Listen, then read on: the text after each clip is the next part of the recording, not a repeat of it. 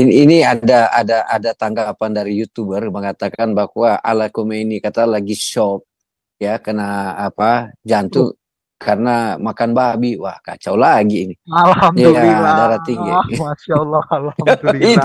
ini kan di Iran itu kan ada presidennya yang baru ya. Ya, benar. Bermain dua kaki, dia pro Israel juga kan. Ya. Nah, terus si Khamenei yang dihebohkan mati ini itu sebagai apa ya? Kan kalau dia negaranya sebagai ada presiden. Nah, sekarang kan si Khamenei, Ayatollah Khamenei ini apakah hanya sebagai imam besar, pemimpin? Nah, struktur di Iran itu Khamenei itu segala-galanya. Jadi kayak kaisarnya, diktatornya. Nah, kalau si presiden itu hanya administrasi saja, kayak kepala kantor. Oh, gitu-gitu ya. Jadi si Khamenei ini jauh lebih tinggi kedudukannya ya. Khamenei itu diktatornya, yang punya negara dia. Oke. Itu masuk pemimpin teokrasi dia, Pak. Dalam istilah umum teokrasi. Iya. Dia itu jadi Tuhannya, jadi Tuhannya. Ya, dia Tuhannya dia. Iya. Ini Pandin.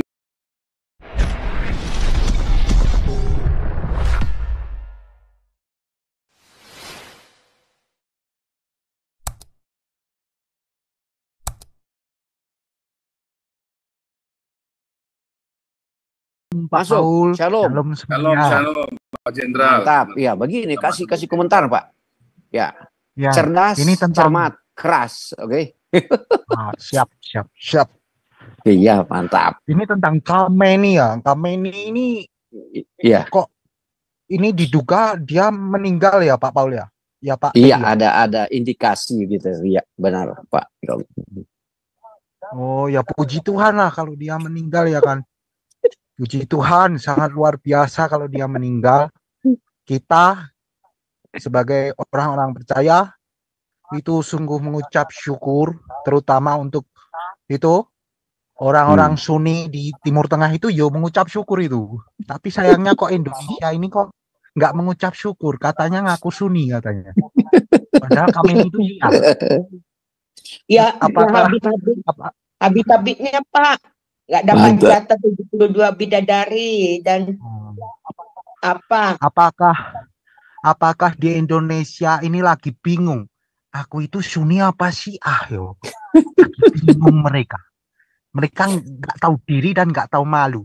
Dulu pada saat Bashar al-Assad diserang, mereka dukung itu ISIS, dukung itu Al-Nusra dan kelompok-kelompok Sunni lainnya. Sekarang ada Syiah yang berani dengan Israel. Terus mereka dukung. Ini Indonesia lagi bingung. Mereka ingin ikut Sunni apa Syiah. Betapa memalukannya kalian.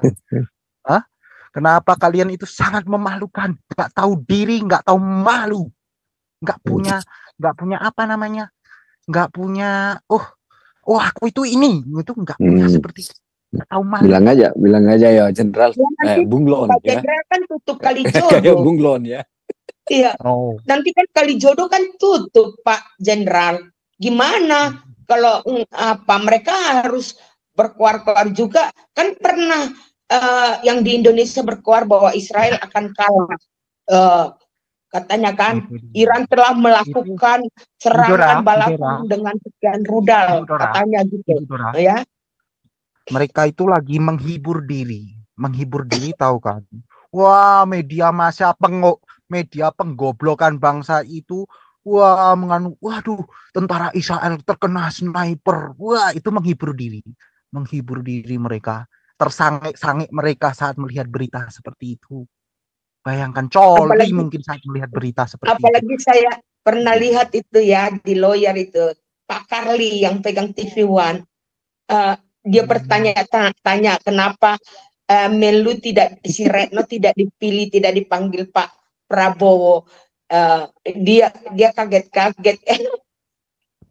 Dora, ini dari YouTube apa namanya Oke. Dora, jangan motong orang bicara. Sorry. Orang lain berbicara. Ini orang YouTube. supaya bagus ya. Iya nih, makanya pada sensi nih sama Budora nih. Oh. Budora. Aduh, Budora Pak Jenderal ini, Jenderal Hmm. Ranko nih. katanya. Ya, jenderal. Ini Ya, begitulah. jenderal dari Cekoslowakia ini. Bukan, Serbia, Pak. Oh, Serbia. Serbia. ini mantap. Serbia. Salam 3 jari. Serbia itu salam 3 jari. Ya kan? Salam bidadari. Kenerakalah Bosnia, kenerakalah orang-orang pendukung Bosnia. Itulah moto dari Serbia. Serbia. Oh ya, soal kembali lagi ke Khamenei. Ini untuk orang Indonesia. Kenapa tidak bersorak-sorai? Dulu kalian mendukung orang-orang anti Assad. Sekarang setelah pendukung Khamenei itu kan mendukung Assad kan, ya kan? Banyak. Oh iya, satu lagi. Orang-orang Indonesia itu kan anti dengan Suriah, ya kan? Anti dengan Suriah, pimpinan Bashar al-Assad. Sedangkan Bashar al-Assad itu kan didukung oleh Khamenei, ya kan? Nah, sekarang Khamenei anti Israel dengan terang-terangan menyerang Israel. Nah, setelah dia mati, kenapa kalian tidak bersorak-sorai gembira? Nah, itu kan jadi pertanyaan itu. Apa kalian bingung?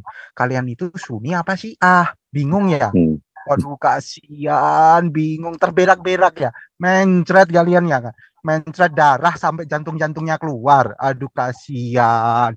Nggak bisa memilih aku itu Sunni apa Syiah ya. Aduh, itu memalukan loh. Apa kalian tidak malu akan hal itu? Di Indonesia nggak kenal namanya rasa malu, itu sudah nggak kenal, ya kan? Bohong saja dilakukan dengan terang-terangan, apalagi malu, ya kan?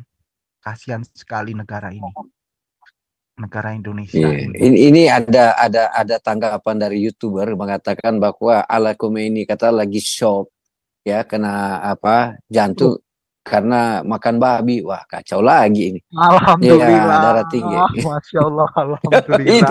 ini maaf ya tuh yang di YouTube ini. Ya. Luar biasa, itu hidayah dari asu. Luar biasa. Iya. Masuk. Ya. Itulah ini rame sekarang di YouTube, rame ya, orang banyak nonton. Artinya kita beri pandangan yang benar-benar cemerlang bagi negara kita, karena ini akan berdampak secara signifikan bagi rakyat Indonesia ya. Artinya mereka akan terbuka cakrawala pikirnya gitu ya. Betul sekali. Bagaimana terkadang mereka itu ya gimana ya, ingin mengakui, oh ya benar aku itu salah, itu terkadang sulit Pak, karena malu itu sendiri. Pertama malu, ya mereka tidak mau kalah, mereka inginnya benar, ya kan, bahwa aku ini benar loh, aku ini benar, tapi sebenarnya mereka itu sudah melenceng dari kemanusiaan, tapi tetap masih ngeyel bahwa aku itu benar gitu kan. Mereka itu kita harus mengerti, dimanapun ajaran yang mereka anut itu ada, pasti ada konflik, ya kan. Di Myanmar Rohingya bikin gara-gara, ya kan. Di Filipina kelompok Moro bikin gara-gara. Di Syria apalagi di Timur Tengah, ya kan. Di Cina yo bikin gara-gara nusuk orang sembarangan, ya kan. Aduh, apalagi di Bosnia, Yugoslavia tahun 1993, ya kan. Mereka itu di mana-mana menebar teror itu seperti parasit di dunia. Sungguh menjijikan mereka itu, cara-cara seperti itu. Sungguh menjijikan. Ya. Anjing saya pun dengar itu pasti akan terberak-berak melihatnya. Karena saking menjijikannya tingkah mereka. Ya kan? Sungguh menjijikan. Saya mohon ya kan, para pendengar di YouTube itu agar sadar, ya kan. Coba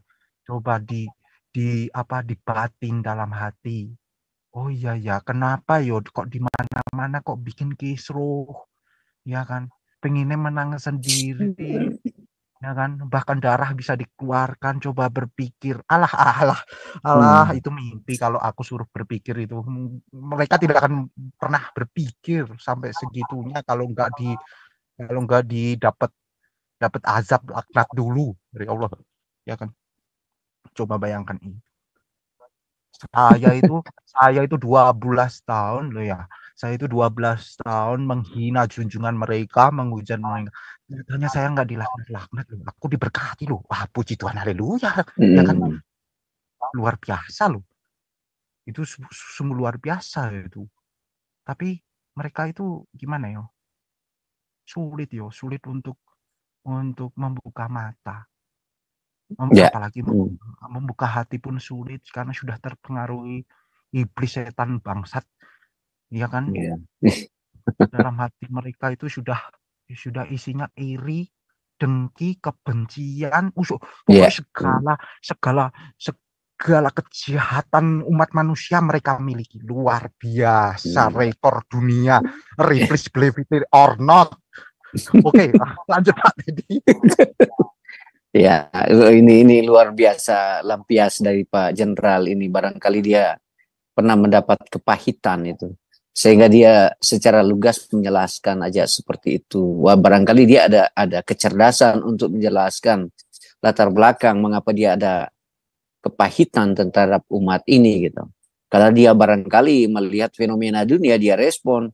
Di mana ada kelompok-kelompok ini membantai orang, disitulah organisasi itu ada. Itu muncul orang seperti ini, muncul dari akal dari otak kecil ke otak permukaan yang besar gitu. Tapi ini tidak apa-apa disampaikan, karena dia melihat itu fenomena bagaimana kejahatan institusi Islam itu melakukan radikalisme, ekstrimnya itu gitu, pembantaiannya itu barangkali ya salah satu ekspresi eksternal dari pikiran dia yang sangat luas, ya. Barangkali teman-teman lagi ada yang, ya, karena di YouTube ini luar biasa orang merespon, ya, diskusi-diskusi kita, ada yang memuji, kadang ada yang tidak memuji begitu. Itu sudah biasa, Pak. Saya tambahin, Pak. Ya, Pak. Iya, saya tambahin. Ya, don't ke Taisha. Kemudian student, barangkali student ada pandangan bagi kita di tempat ini, atau Pak Yosafat Saputra. Ya, ada juga Irwan Rotterdam, itu dari Belanda. Barangkali ada pandangan bagi kita di tempat ini. Ya, kami membuka itunya. Silakan kalau ada ide, Pak, di raise hand itu. Ya.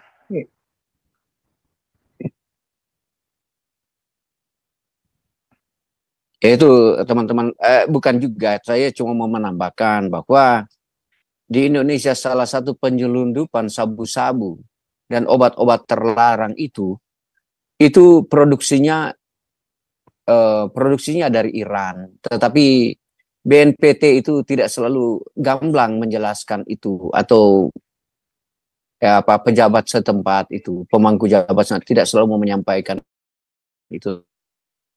Kalau teman-teman track di media apa aja, bagaimana luar biasa sekali secara masif Iran itu menyelundupkan itu obat terlarang ke Indonesia gitu.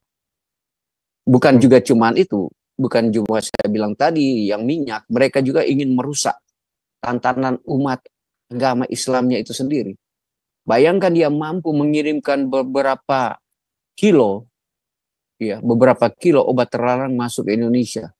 Sudah ditangkap oleh Kepolisian Republik Indonesia, tetapi kepolisian Indonesia ini tidak mengungkapkan gitu bagaimana kejahatan negara Islam ini merusak negara Islam itu sendiri gitu. Tetapi ini tidak direspon oleh lembaga-lembaga Islam di Indonesia. Ini yang saya mau pertanyakan itu. Ya, itu ada sabu-sabu itu yang sangat luar biasa yang diselundupkan oleh orang-orang Iran itu ke Indonesia. Tetapi ini bukan suatu framing atau sebuah opini atau suatu itu. Ini benar terjadi kalau Anda buka news. Itu pertama ya. Itu ada itu di berita. Oleh sebab itu Iran ini adalah salah satu juga, mereka luar biasa kalau bilang narkotika, kalau bilang marijuana, itu memang produksinya luar biasa setelah Pakistan, Afghanistan, ya. Penyelundup ya seperti itu, teman-teman. Ya, di sini ada Tasya, barangkali Tasya masuk lagi, persilakan Tasya. Iya Pak, izin Pak untuk menambahkan, itu benar yang Bapak bilang. Jadi makin ke sini nih banyak orang-orang dari, kalau nggak salah tadi kan dari Iran. Kemarin kalau sekitar 1 bulan yang lalu orang dari Pakistan, sama Afghanistan banyak bawa sabu. Udah itu di Bali bulan 4 apa 5 kemarin ada pabriknya orang Ukraina yang bikin. Kalau menurut saya nih udah rentan kali orang Indonesia, negara Indonesia nih terlalu ramah sama orang asing. Ya, gitu. itu kesalahan yang kita bilang kemarin. Sering kita sampaikan di sini, ada salah di dalam negara kita yang tidak bisa diobati gitu.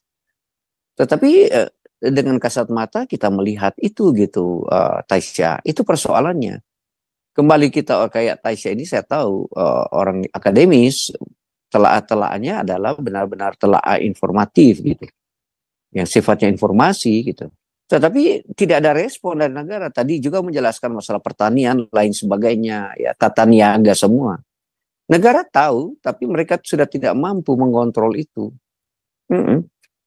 Itu sebenarnya ada yang kesalahan di negara kita yang harus dirubah secara signifikan.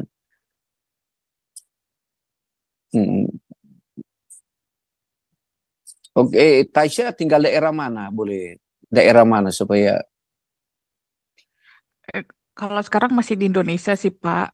Iya, karena kemarin saya diskusi dengan saudara saya kemarin tadi malam, karena saya suka mengambil sumber utama, ya sumber primernya itu saya dapat. Teman saya bisnis di sana cuma warung kecil yang dia frozen jual fried rice itu di desa ya. Tapi dia bilang, Pak Teddy, yang penting saya sudah ada 300.000 per hari, ya cukuplah 500.000, 300.000. Itu usahanya kecil. Oleh sebab itu demografi di Indonesia tergantung ya di mana dia tinggal gitu. Ya, kalau usaha kecil dan menengah kita tahu kalau di daerah tertentu itu sirkulasi keuangannya bagus. Oleh sebab itu di Indonesia itu tidak merata begitu. Tentang apa itu ketenaga kerjaan ya, tidak merata. Itu yang di negara kita yang dari dulu memang satu analisa yang ya boleh bilang analisa sosiologi lah ya, ada perbedaan-perbedaan itu.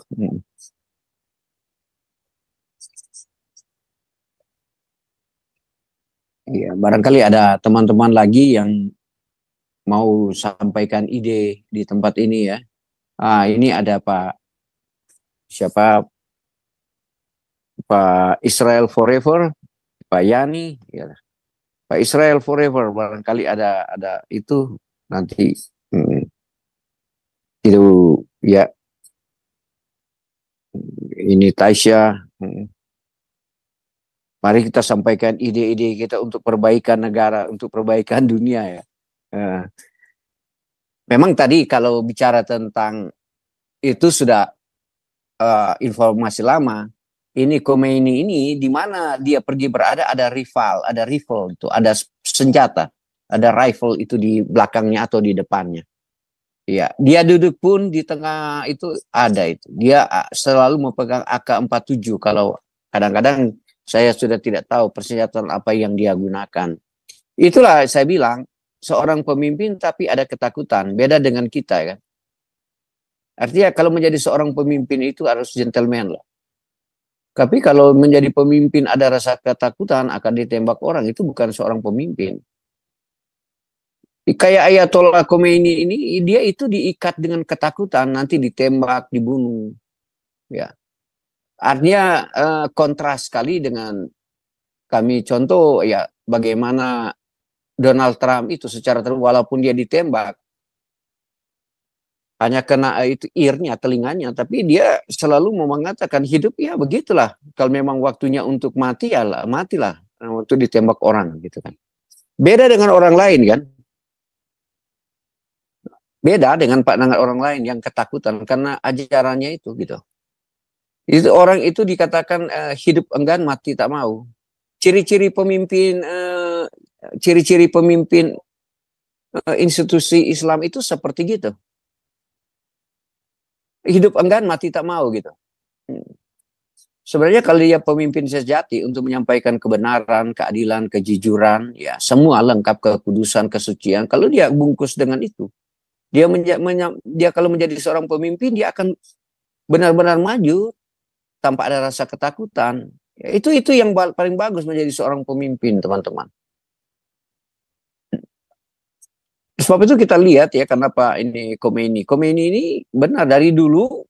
Bukan sekarang, dia ada senjata di depannya atau di belakangnya. Dia harus ada itu.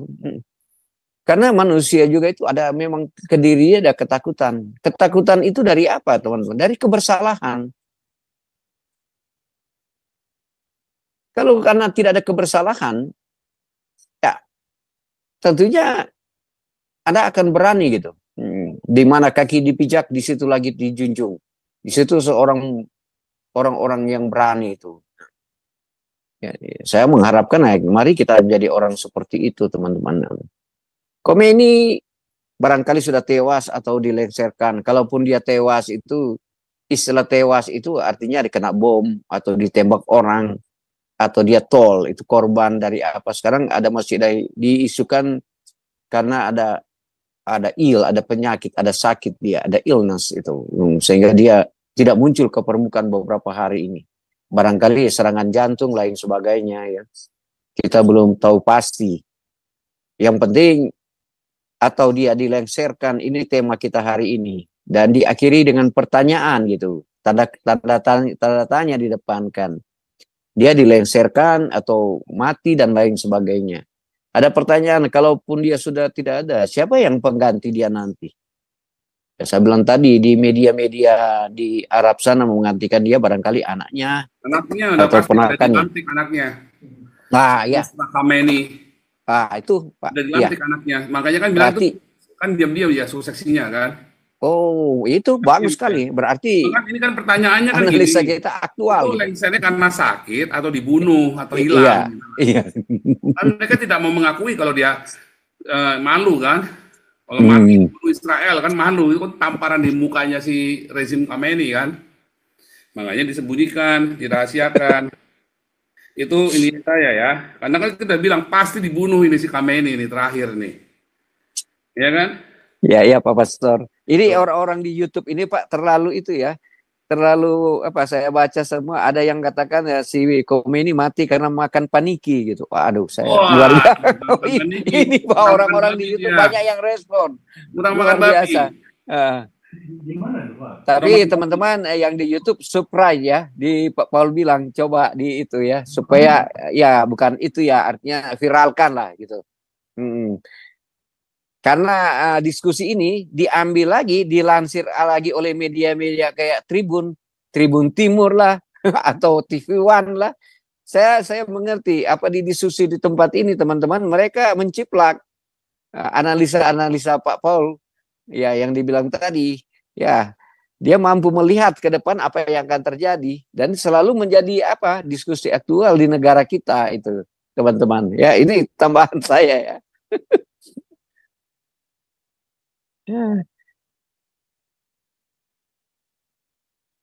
Tersuk dari kaki. Oke. Siapa lagi nih mau bicara nih? Tasya udah bicara Tasya. Iya. Tasya. Mana Tasya nih? Tasya.